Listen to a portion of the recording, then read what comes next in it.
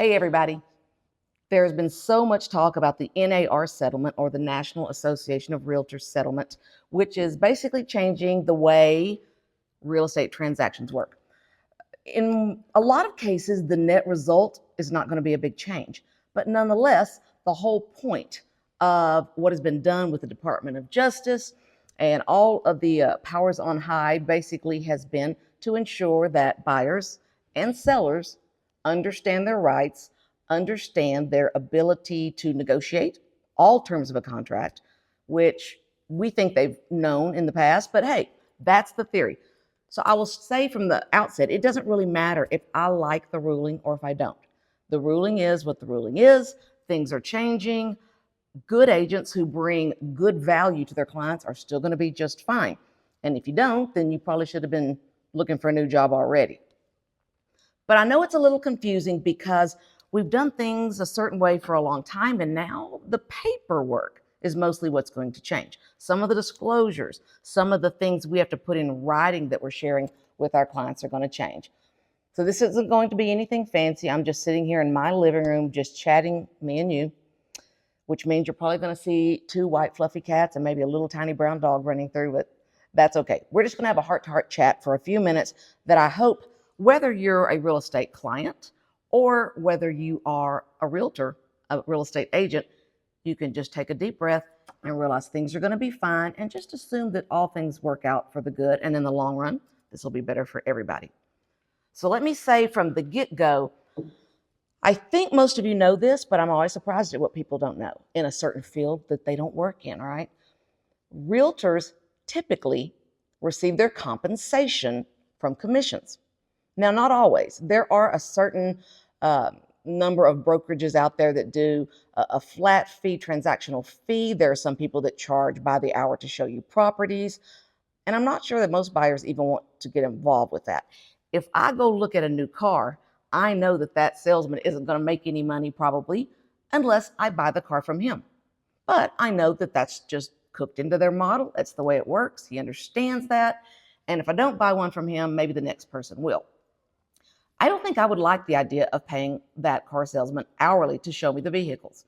So I, as a consumer, am happy with the situation. This is the way it normally works in real estate, and I think most of you know that. So what's the big deal? What's all the hubbub about this? Well, the basic situation is now, what used to happen is the listing agent was pretty much tasked with getting his client, her client, to pay for all the realtor fees and split it out.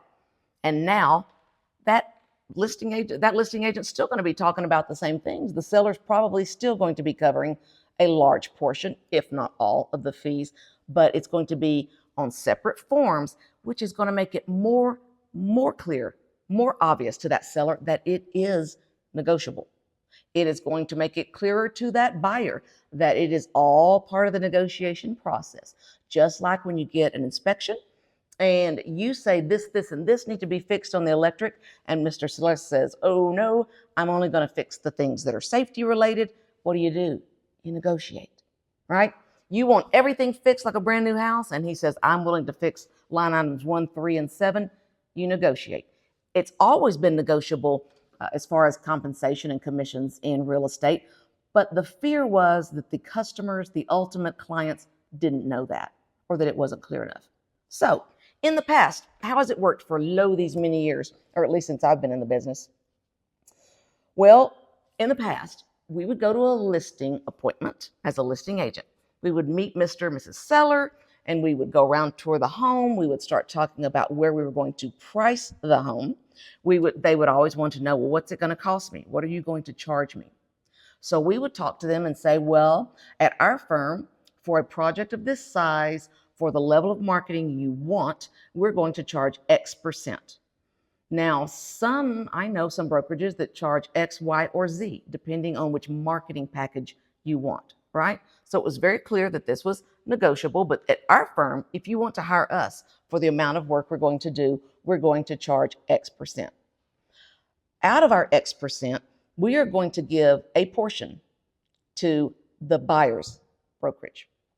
So out of the X%, we're going to give some amount of that, Perhaps it's half, perhaps it's 40%, 60%. Again, negotiable. Often there would even be different levels put in the blanks on the listing agreement based on whether, in Texas at least, whether the buyer's broker is a member of the MLS locally or not. You could put different amounts for that. So you would talk to Mr. and Mrs. Seller about the amount you were going to charge overall, and don't worry, out of that amount, we're going to take care of the other side. Then there are some other closing costs you have, your portion, the largest portion of the title policy. You've got courier fees, recording document fees, all of those niggly little fees. So basically at the end, they would say, so what percentage would you say overall is going to come out of our pocket? And we would give them our best ballpark. With that number baked into the equation, we set the price of the home. Because what do sellers care about? The same thing everybody cares about. What's my net? What do I walk away with? That's where I've got to price it. But agents will say, yeah, but you priced it based on the comps. We priced it based on comps that also had their X% baked in. It was a known cost. And chances are their sellers were also interested in what they were going to walk away with. So this is how it's worked for ages. Now it's going to change a little bit. Why did it work so well in the past? I think the easiest way to pay something is at closing.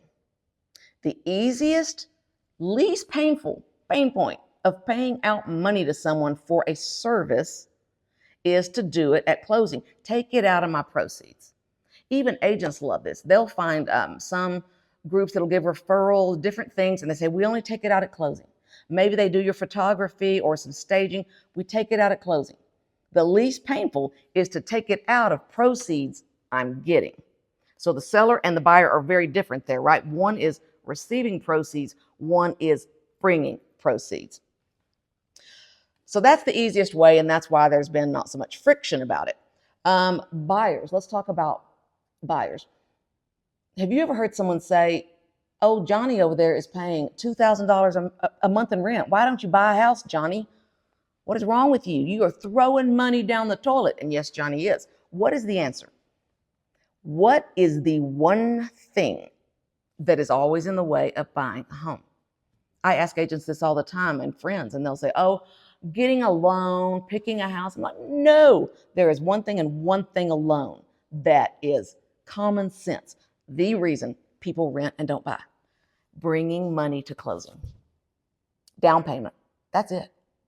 If everyone out there knew your payment's going to be a little bit higher, but you can show up with no money at closing, half of the people I would guess that are out there renting would not be renting. It's all about bringing money to the table. So if you think about it in the past, was the seller really paying all of the realtor's compensation on both sides? Well, it came out of their proceeds, but who's the only person bringing money to the table? The buyer. So the easiest way for the buyer to bring the least amount to the table is for the seller to bake in whatever fees are necessary, raise that into their price, and then have it come out of proceeds at closing. So whose mortgage is a little more expensive? The buyers. So the buyers were already paying. This was just a mechanism to keep it simple. If I go to refinance my house, some of you may have done this, and they'll say, the closing costs on this transaction, new title policy, yada, yada, $11,496. Would you like to bring that as a check at closing or just roll it into the loan? What is the answer 99 times out of 100? Roll it into the loan. These are all the fees, same kind of deal. Agents don't get paid unless they sell property. Unless you're one of that small group that does charge by the hour to show houses. I don't know what that percentage is, but it's small. We don't get paid if it doesn't close. And we know that going in, just like the car salesman, right? We get paid when we close. So unlike CPAs who you say, man, you know what? You didn't really save me much on taxes this year. I'm not sure I should have to pay you. Or I think I'm going to reduce what I pay you. No, you're going to pay for their time. Most attorneys, you pay for their time. So if you think, well, we've laughed and had some people say, well, I don't want to be represented by an agent because I'm just going to have an attorney do it. And we said, that's certainly, you're right. But we know that the downside of that is, if this deal doesn't close, you wouldn't have paid us. That attorney's not going to treat you that way. If he's got 10 hours in this at $250 an hour, let's say, that's a $2,500 bill you're paying whether you close or not. So everything in life has an upside and has a downside. I guess realtors are much more like those plaintiff lawyers, If you don't win, you don't pay. So that's us. We've all kind of laughed a little bit about the plaintiff's attorneys, therefore, who have brought this suit, who have gotten much more than X% from this deal. And they were in the same position as us. If they didn't win, they didn't get paid. So that's how it works. Cash at closing is the number one holdup for buyers. And obviously, sellers need buyers, right? So buyers need agents more than they probably know. There is so much that goes on behind the scenes being a buyer's agent. And one of my agents said it really well yesterday. She said, we do so much, and I've really prided myself on keeping that from my buyers, like shielding them, sheltering them from all of the nitty gritty little stuff that I'm having to do, right? It's like, that's why I'm going to be paid at closing, is because I'm taking it off of them. But you don't realize that just to set up the one showing, you're going to look in the MLS. You're going to make sure it fits them. Perhaps they found it. Perhaps you found it by doing a lot of searches. You're going to call the other agent, get the instructions. You're going to meet them. Something comes up for your client. You're going to reschedule. You show up. A lot of work has already gone in. Usually by the time you download the packet of information they need, a lot has already happened by the time you get to the house. Nonetheless, you make it all sound smooth sailing, because that's what we're there for, right? Just to make it simple. Someone said yesterday, we would guess that 80 to 90% of the work starts after you've chosen the home and we start writing the offer. That's when the real work starts. So in my example, I've only got you looking at one house. I would love to know the number of how many homes the average buyer looks at. It's even more unique here, probably in Fredericksburg, Texas, because we're a resort destination, second home kind of town. So we always say we're more of a want than a need. That means we will show buyers sometimes 2, 5, 12 properties of investment grade over a week, a year. And then sometimes they don't just choose from those, they choose another town. So we're not like we represent people in the big city where they must move and they must get that kid in the school district prior to school starting. They just say, I think I like the cap rates better in this other town. And that's just part of our job. We don't get paid for any of that, and we know that going in. But when there is a sale, we do get paid. And again, it used to be paid from the seller, from their broker to our broker, and then we got paid. That's just the way it's always been. So what is allowed now, EXP at least, my brokerage, is taking the position that let's really try to go with the spirit of that law, and let's make sure that we understand it's legal for the seller, of course, to pay their listing agent. No surprise there. It is also legal, in our estimation, for the seller, as a negotiated item, to pay the buyer's broker. We're not going to have their broker pay this broker because we believe that's problematic and one of the things that started the problems. But it is perfectly fine for the seller, as part of the overall negotiation, to agree to pay the buyer's broker so that the compensation to the buyer's agent gets taken care of. We've already talked about just common sense. That's probably been worked into the price. Therefore, it affects somewhat the amount of mortgage that the buyer's agent had. Well, a buyer could say, well, I don't like the sound of that. I don't want my mortgage to go up even $17 or $100. It depends. Obviously, everything in this video depends on the price point you're looking at, on the amount of compensation your agent's getting, and about 100 other things. But say Mr. Buyer goes, well, this NAR settlement sounds like a pretty good deal to me. I'm going to go straight to the seller's agent and I'm going to save some portion of X%, and I'm going to get to keep it. Well, I can promise you that Mr. Seller, if he's just a regular thinking, common sense person, if he sees you coming straight to him, he's not thinking about you saving that. He's thinking about him saving that. So it's going to go in his pocket if he has his way as a good negotiating adult, and you want it to go in your pocket, right? So there's going to be another dichotomy right there. But you need more than you know to have not just buyer's representation. The days should never, ever have happened where you used your cousin's hairdresser's next door neighbor. This is not the kind of transaction where you need to be doing people favors, giving them a start. This almost always is among the largest transactions financially you will ever do in your entire life. Choose wisely. The crazy thing is, there's often a very similar range I've noticed in the past, just incidentally, between an agent on either side that knows very little and one who knows a lot. One who is a skilled negotiator. That's what you want and need. Keyword in all of this NAR settlement: negotiation.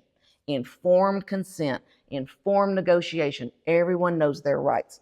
So get an actual negotiator. Make some calls. Look into the research. Read reviews. Figure out who your agent should be. Because we said 80-90% begins whenever they start writing that offer, right? So I had an incident on my team where there was a, give or take, $500,000 piece of property. And an out-of-town agent had listed it and had listed it far too high. So one of my agents had a client come to them and say, "We love it. It's great. Yeah, maybe try to get us a little savings, but we'll pay close to that." And my agent was like, "Absolutely not. I'm here to show you this is way too high. Let's save you some money. This is not right." So they did. Over the course of this negotiation back and forth, they got the price down about $70,000. So percentage-wise, what was that? 12, 15%, a big chunk. So in that case, the seller still paid both agents. This is in the past. They paid them straight up per the contract in the MLS, the way it was written.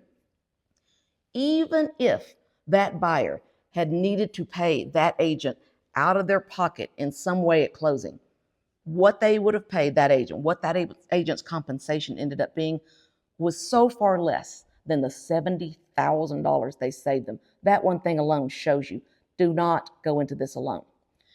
One reason is you don't know the price that property should bring, particularly in a state like Texas, which is a non-disclosure state. Now, I know everybody out there gets a PhD in Zillow or Realtor.com, but you have to understand, you need to know whether that's a disclosure or a non-disclosure state. So particularly in a state like Mississippi, Texas, many others, we cannot, as agents, tell Zillow what it sold for. So you're looking at it and going, "That property's $1 million. My property's as nice as that one." Well, I might know that they actually sold it for $637,000. Zillow does not know that. So Zillow's Zestimate cannot be accurate. All Zillow knows is what it listed for, not what it sold for. So if you're running comps based on list price and it's become a buyer's market and prices have been coming down, you're not going to know that. And you're going to overpay massively. That's a very scary thing. So let's say between you and your agent now, your buyer's agent, you have gotten the price right, you've looked at the comps, you believe that everything's accurate, you're moving forward. They're going to secure you, at least in Texas, every state's different, an option period. During that option, 7 days, 10 days, whatever you negotiate, I always tell people, you realize during option, they can walk away from the contract and get their earnest money back because they don't like the house.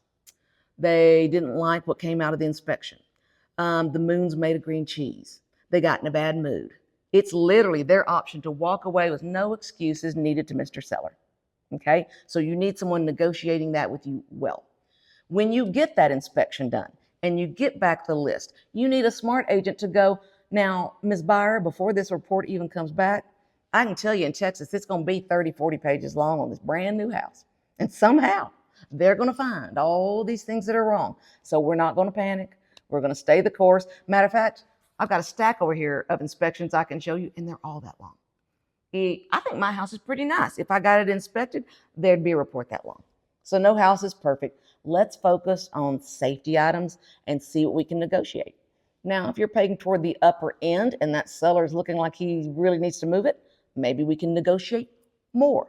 If it's a hotter market and there's 2 or 3 people with backup offers behind you, you better not ask for the moon, right? All negotiation. And a good negotiating buyer's agent will help you through this, make it easy on you, and will explain to you at what point of the deal we get excited. walk you through financing contingency, remind you not to buy a speedboat the day before closing.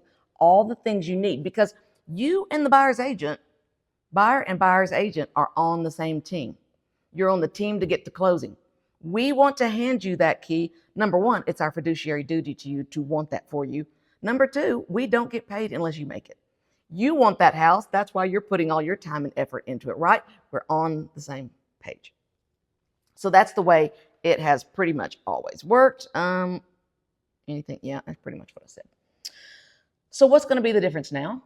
The difference now is listing agents like myself will go in and say, okay, Mr. and Ms. Seller, this is the percentage that I will charge you at closing if it sells for marketing your home. I'm going to do this, this, and this. I'm going to do beautiful photography. I'm going to do virtual tours. I'm going to give them all the options. I may or may not say, I have 2 levels. You choose, but you're knowing up front what you're paying me for my services. Now, if we're going to pay a buyer's agent, the broker over here, the buyer's broker, you, Mr. Seller, can pay the buyer's broker, who will pay that agent, to help bring their buyers. Right now, we're in a tighter, tougher market, and I can assure you, we want every buyer out there to come see this house.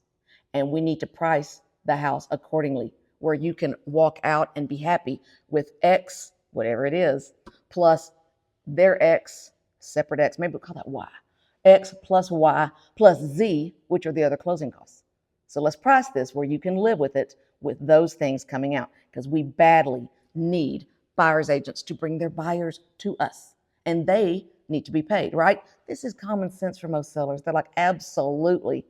Now, in a really tough market, or like tough as in for buyers, like when buyers are beating down your door, could this look different? It could, but this is capitalism, right? And everything is negotiable.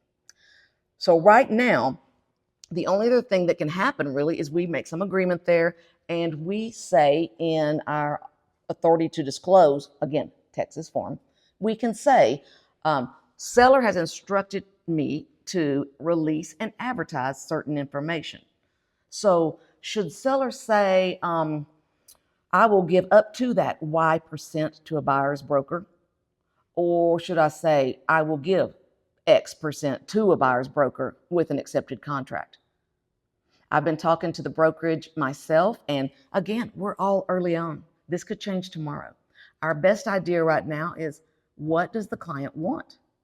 Have I adequately explained to the sellers, this is what could be a result of saying this? Does that sound logical? Do you agree? This could be the result of saying this. What do you want me to disclose? Guys, this is not new. I can ask a client. Sometimes a client might be like, you know what, I'm going through a divorce. I'm going through, you name whatever situation it could be. If I'm doing things the right way, I'm going to say, do you want me to disclose that? Because my first instinct is that you don't. Sometimes they're like, yes. Say the famous words, motivated seller. They can give you permission and, in fact, marching orders to disclose whatever they want. Sometimes they need a fast sale. And I have seen them give written permission, a directive, to say, needs an offer this week. So bottom line is, you as their representative can do exactly what they told you to release. So within the law, we're not saying anything unethical or illegal. If they say offer this, or be cagey about it and say it this way, whatever they instruct you, listing agent, to authorize and say out to the public is what you do.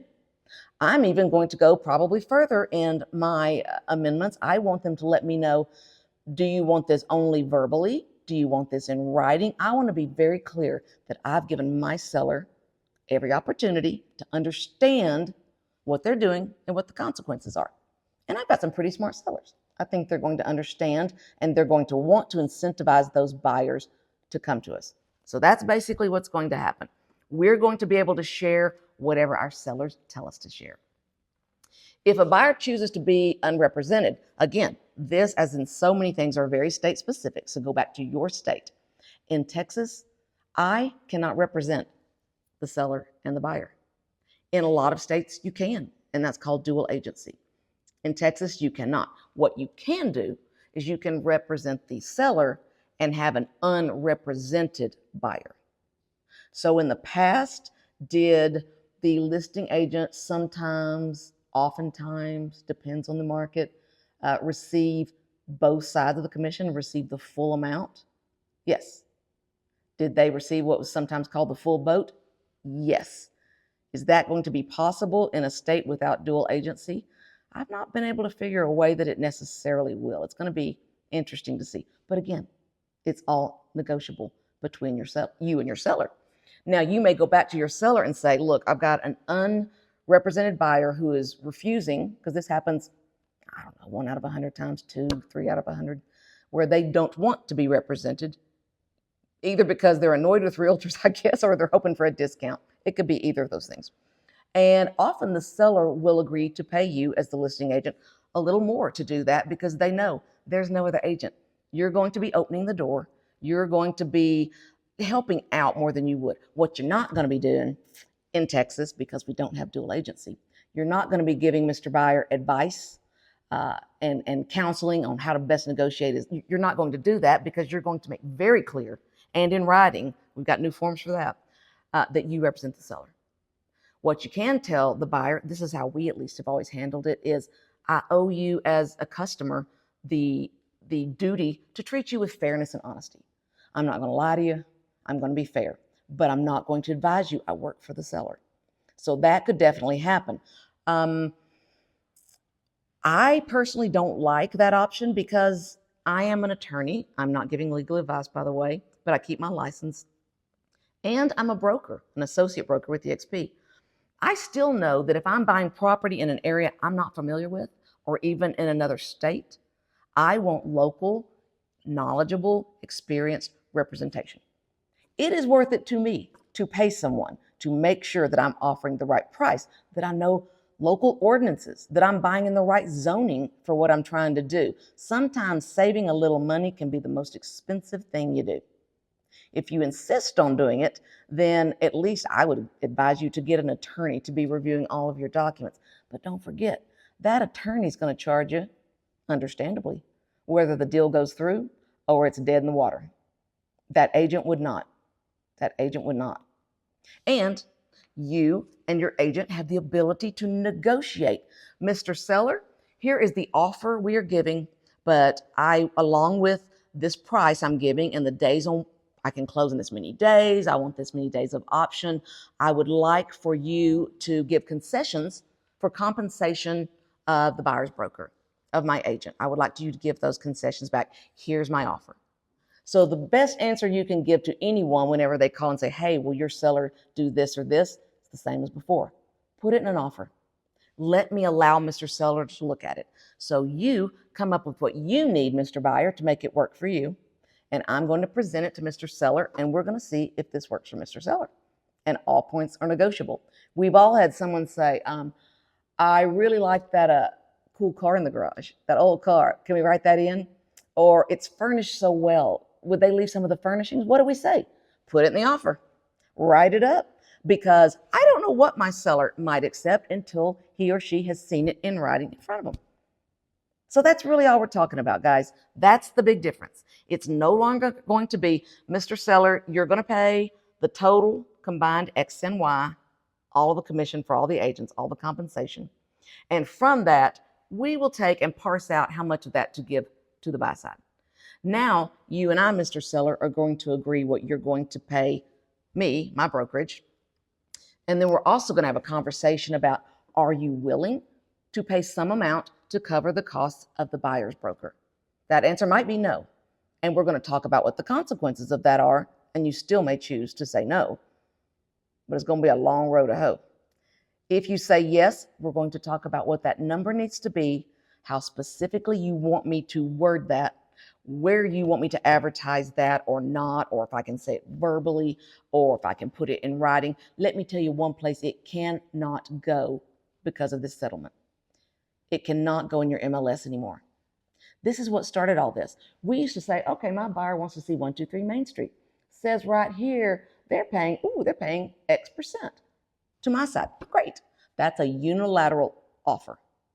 That now, was it always really part of the negotiation? Sure. but not as much, right? Because it was like, hey, you've already said you'll give me X, and I'm putting that in that blank.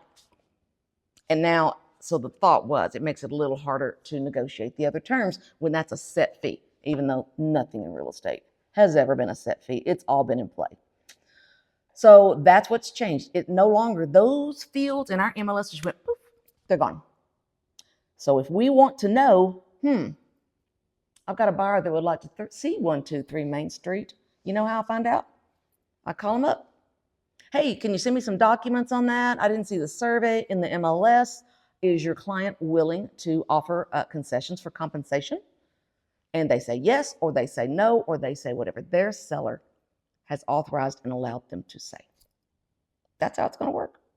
And then we put an amount in our offer, and it gets negotiated back and forth. That's really what's changed. It's no longer in the MLS. But guess what? I can put it in a Facebook post.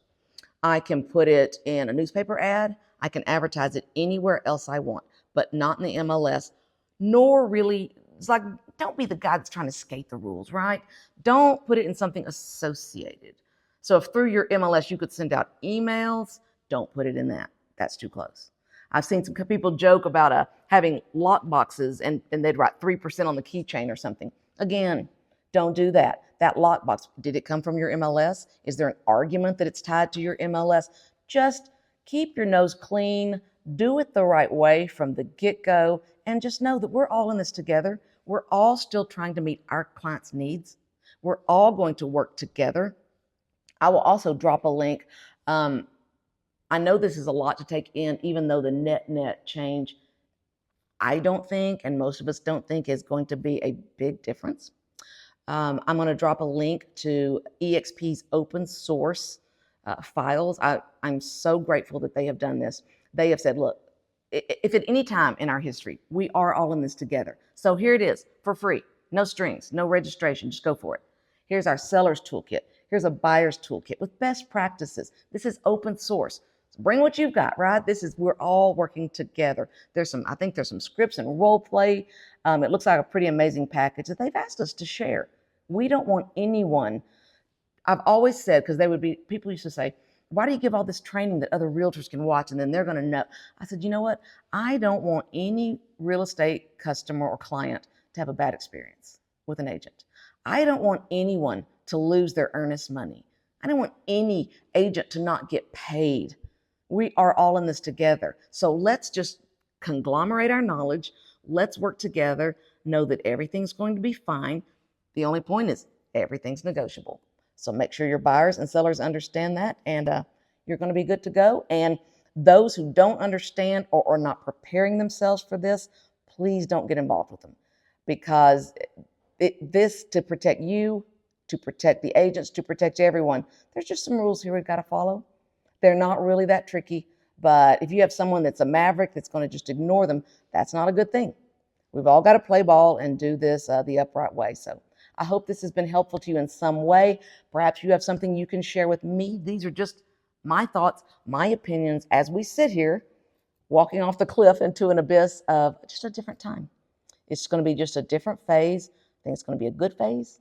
It's going to work well for those who are prepared. And if you haven't been in the past, this is the altar call, right? Come on down. Come down to the front right now and say, I've not been as prepared as I should have been, but I'm going to do better. I'm going to be prepared. I'm going to study. I'm going to learn. I'm going to up my skill level, and I'm going to bring the value to clients so that no one would consider not wanting to compensate me, because I'm going to help make this deal go. And that's what we all want. So good luck to everyone out there. Please reach out if you have any questions, and I hope this was a help.